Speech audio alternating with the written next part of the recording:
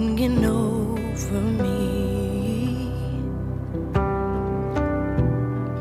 You have been so, so good to me. Before I took a breath, you breathed your life in me. You have been so, so kind to me. Oh, the overwhelming, never-ending, reckless love of God. Oh, it chases me down, fights till I'm found, leaves the 99, and I couldn't earn it, and I don't deserve it. Still you give yourself away. Oh, the overwhelming, never-ending, reckless love of God. Yeah.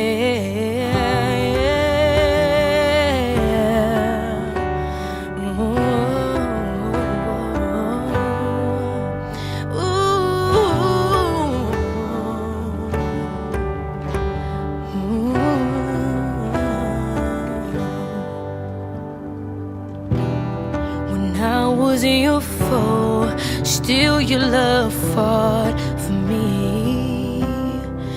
You've been so, so kind to me. Oh, when I was your foe, still your love fought for me. Yes, it has. You've been so, so kind to me. Oh, the overwhelming, never-ending, reckless love of God. Oh, it chases me down, fights till I'm found, leaves the 99. I couldn't earn it, and I don't deserve it. Still you give yourself away. Oh, the overwhelming, never-ending, reckless love of God. Yeah, yeah. Whoa, whoa. Your love, it keeps chasing me down. It fights till I'm found in you, Jesus. There's no shadow you won't light up, mountain you won't climb up, coming after me. There's no wall you won't kick down, lie you won't tear down, coming after me. There's no shadow you won't light up, mountain you won't climb up, coming after me. You keep chasing me, Jesus. There's no wall you won't kick down, lie you won't tear down, coming after me. There's no shadow you won't light up, mountain you won't climb up, coming after me.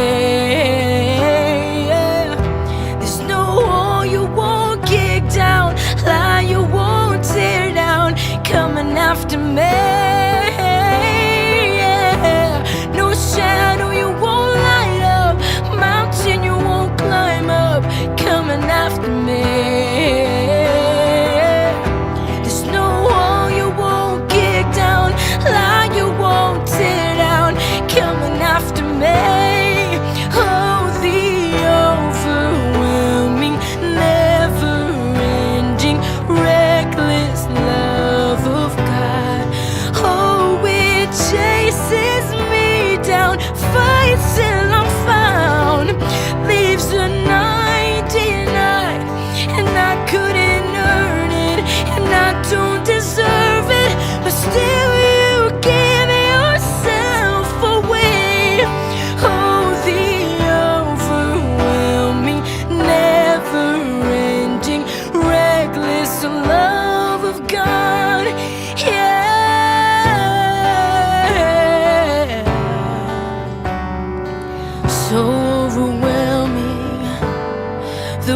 this love of God that keeps chasing me down.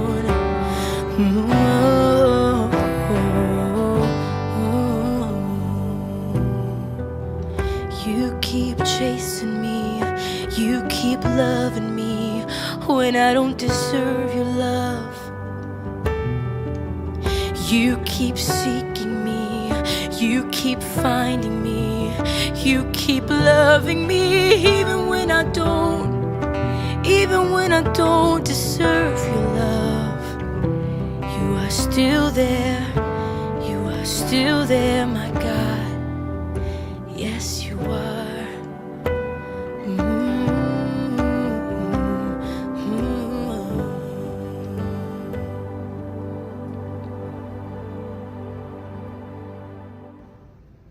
Hi everybody, I'm going to be starting a series on Elijah and Elisha and all of the miracles that God does through them, and just kind of God's way of showing us who He is and the power that He has just by the little things. Even some of the smaller miracles of Elijah and Elisha just prove that God is powerful, and proves that He's powerful just because He can, really.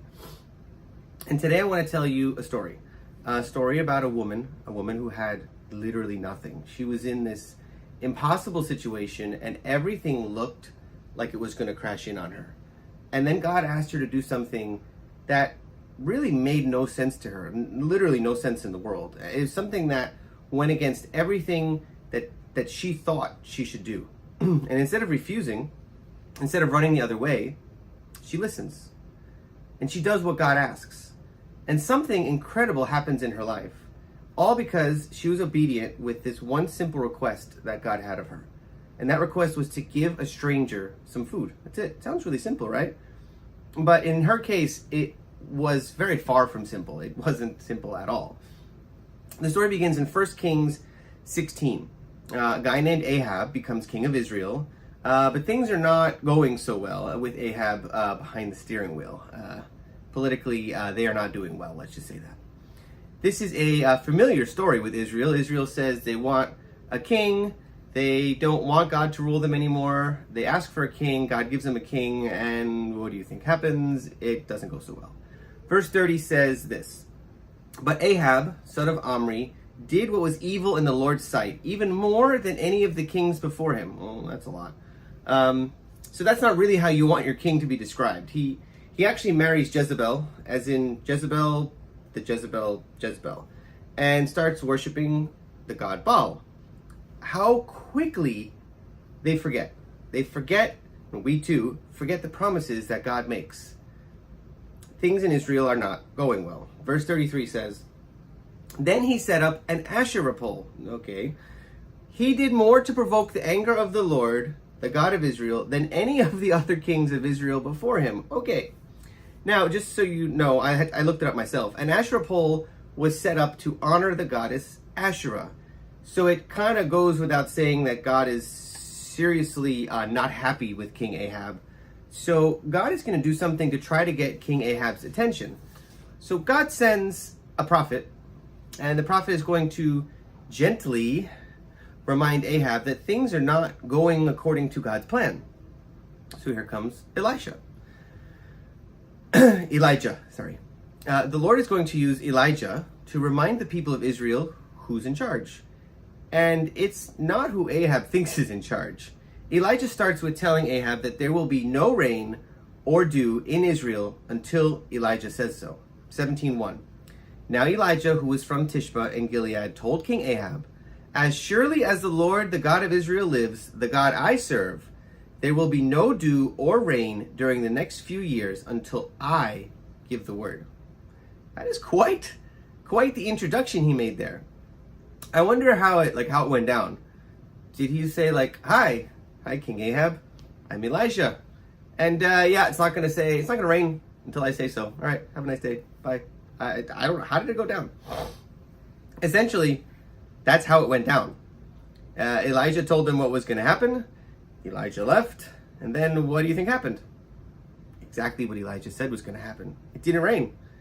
Everything dried up, and nobody had anything to eat. So starts the story of our woman.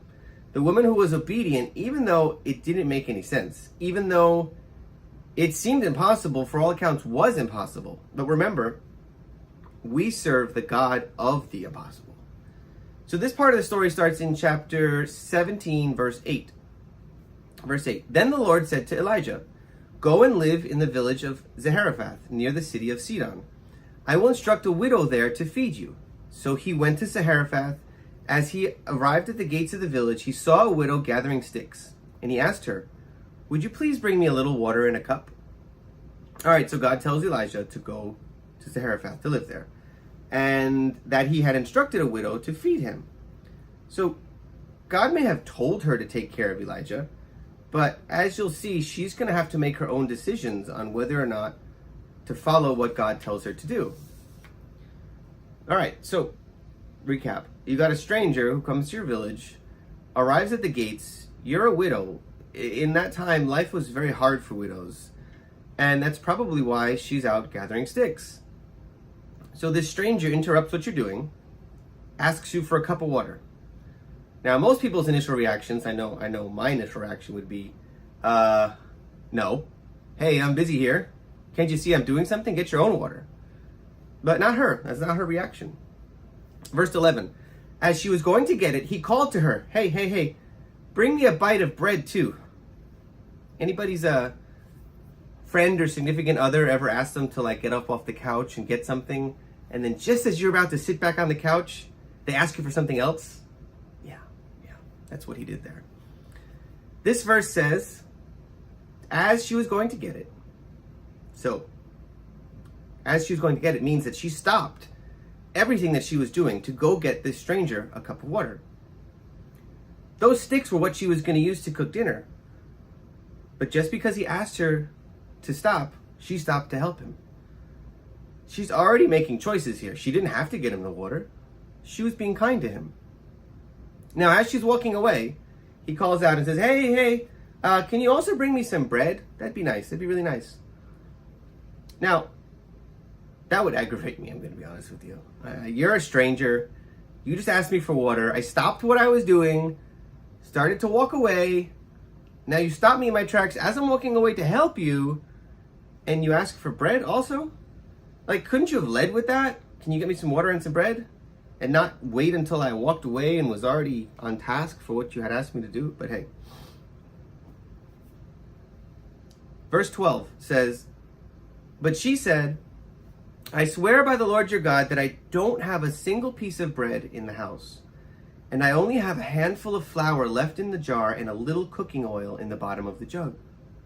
I was just gathering a few sticks to cook this last meal, and then my son and I will die. So this stranger rolls into town, asks you for water. You stop gathering the sticks to cook the only tiny bit of food that you have left. You walk away to get the water. He calls out, hey, I'd like some bread also. So this was not Elijah just asking for a slice of bread out of the kitchen. This was Elijah asking for literally everything she had.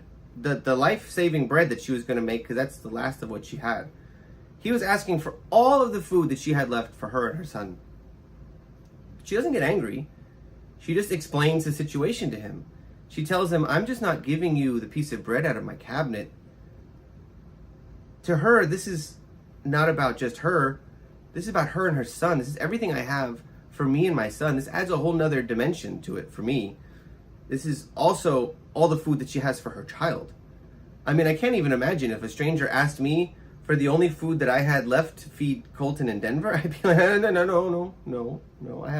I have no food left for me. That's fine. But the kids, I'm not going to give you the food for the kids. I can't do that. I can only imagine that's what she's feeling. But she had a choice to follow what God told her or not. And it said in the beginning that God had already instructed her to feed Elijah. So he must have told her to feed him somehow. But she still has to make this decision on her own. She has to make the decision. God will never force her or any of us to do anything. He'll tell us, he'll lead us, he'll guide us, but ultimately we have free will. God will let us know what he thinks, what he wants us to do and what's the right thing. but we have to still decide whether we're going to do it or not. Verse 13. But Elijah said to her, "Don't be afraid. Go ahead and do just what you've said, but make a little bread for me first. Then use what's left to prepare a meal for yourself and your son." She's like, Elijah, sir, I tried to explain to you that I have no food left. How am I supposed to feed you, my son, and myself? There's just, the math is not mathing. It doesn't work. There's no way this is going to work. It's just not possible. But you're still asking me to do this anyway, aren't you? Now, does that sound familiar? Kind of sounds like when God asks us to do something. God asks us to do something. We say we can't do it. We say it's impossible. And God's response is, all right, go ahead. You can do it, even if you think you can't. The request was followed by a promise from Elijah. The same way God promises us to make a way for us when there seems to be no way. And here it is. For this is what the Lord, the God of Israel, says. There will always be flour and olive oil left in your containers until the time when the Lord sends rain and the crops grow again.